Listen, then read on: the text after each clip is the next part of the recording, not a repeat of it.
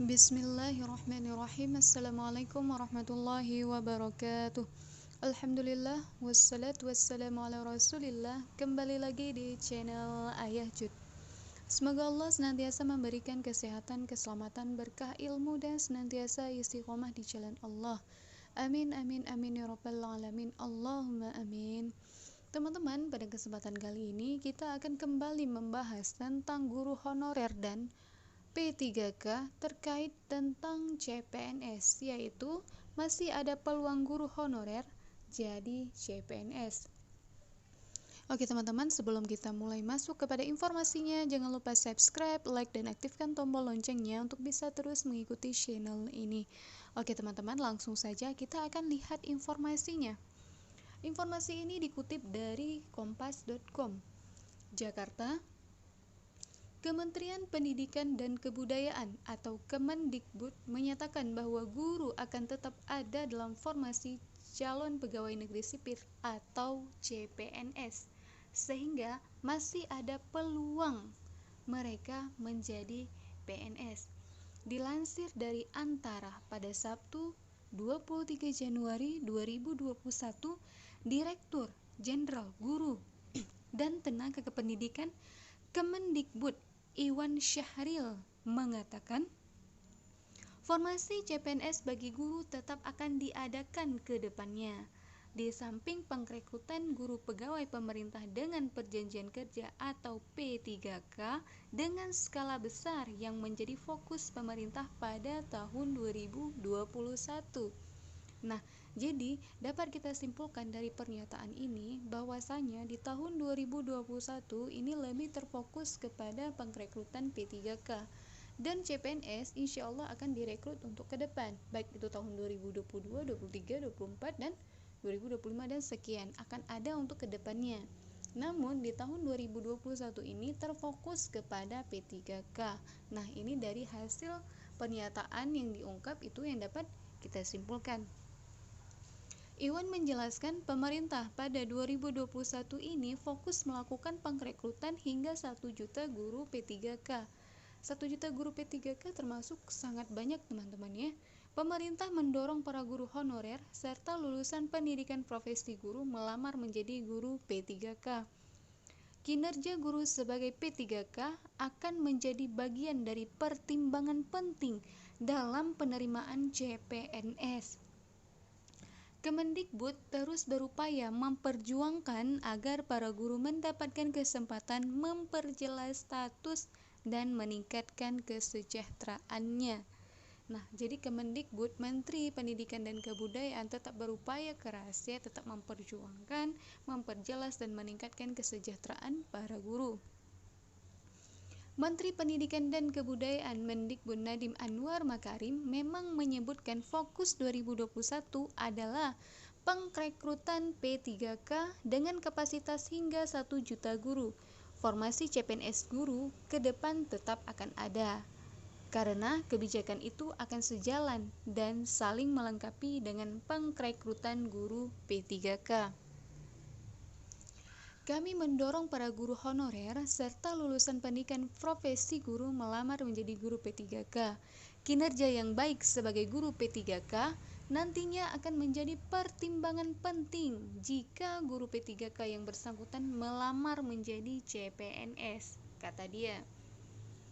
Ia menyebutkan pembukaan seleksi untuk menjadi guru P3K adalah upaya menyediakan kesempatan yang adil untuk guru honorer yang kompeten agar dapat mendapatkan penghasilan yang layak. Nadiem sudah berkeliling ke sejumlah daerah di tanah air dan menemui banyak guru honorer yang berinovasi pada pembelajaran.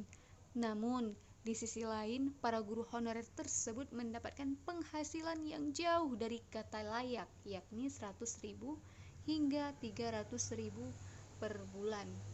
Dan itu pun jika ada, dan pembayarannya pun tidak setiap bulan. Bayangkan teman-teman.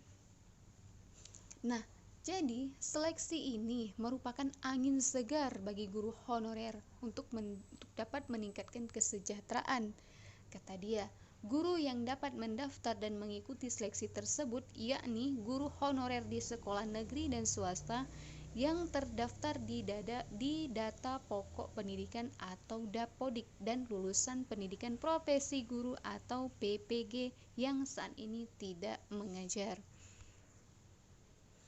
Nadiem menegaskan seleksi guru P3K pada 2021 berbeda dengan tahun-tahun sebelumnya yang mana pada 2021 merupakan seleksi massal yang dilakukan secara daring. Pemerintah menjamin bagi guru honorer yang lolos seleksi itu akan diangkat menjadi P3K dan penganggarannya disiapkan oleh pemerintah pusat, teman-teman.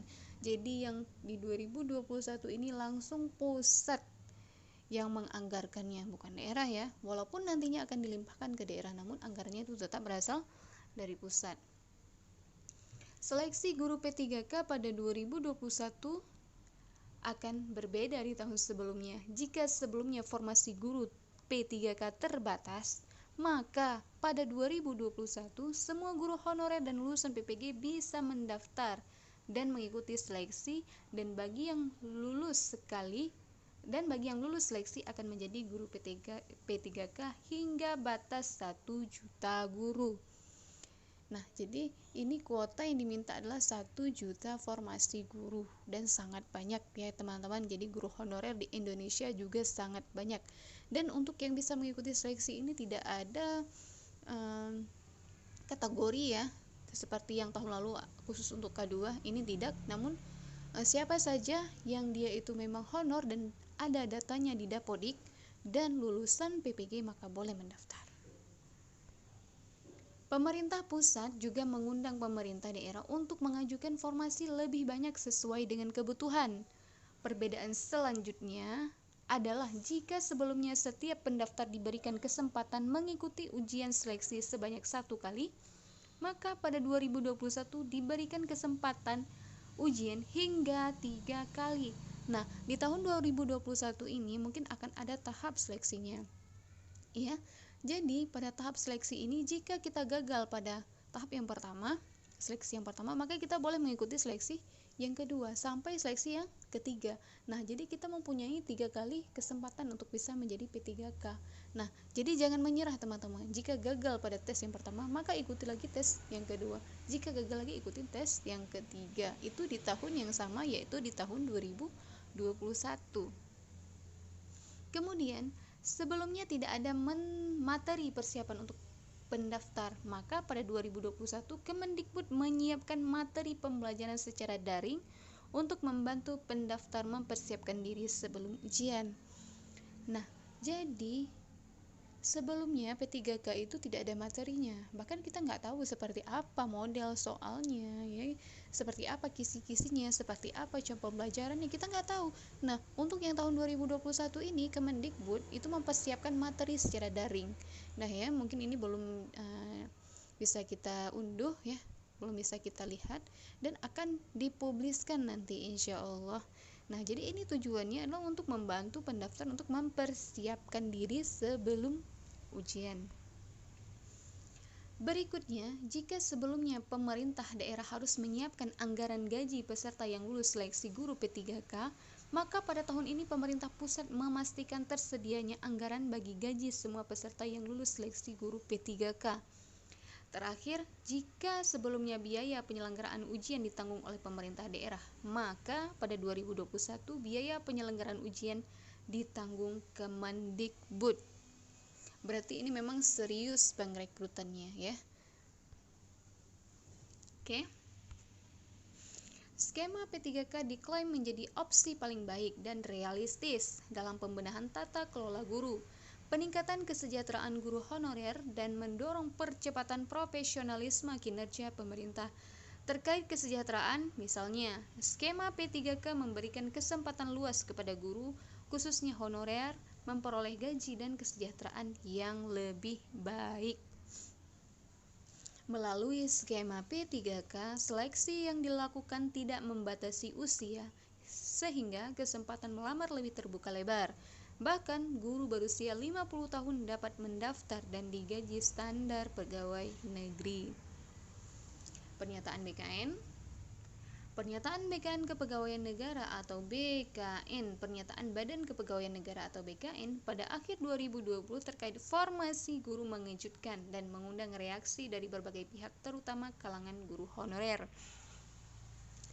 Kepala BKN Bima Haria Wibisana mengatakan pemerintah melalui Kementerian Pendayagunaan Aparatur Negara dan Reformasi Birokrasi Kemendikbud serta BKN hanya berencana membuka 1 juta formasi guru berstatus P3K pada 2021. Kami sepakat bahwa guru itu akan beralih menjadi P3K. Jadi bukan penerimaan CPNS lagi. Ke depan mungkin kami tidak akan menerima guru dengan status CPNS tapi P3K, kata dia beberapa waktu yang lalu.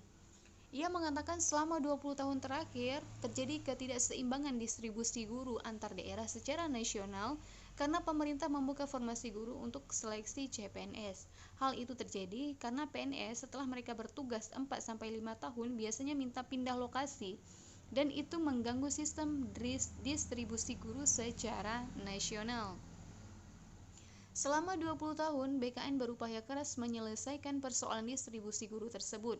Tapi penyelesaiannya tidak pernah berhasil karena formasi CPNS untuk guru masih terus saja dibuka sehingga ke depan sistem diubah menjadi P3K. Menurut Bima, P3K dan PNS setara dari segi jabatan. Perbedaan kedua aparatur sipil negara atau ASN itu hanya soal ada atau tidaknya fasilitas tunjangan pensiun.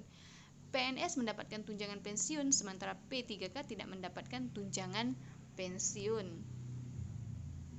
BKN mengupayakan untuk membicarakan persoalan itu kepada PT Taspen sehingga P3K pun bisa menerima tunjangan pensiun seperti PNS.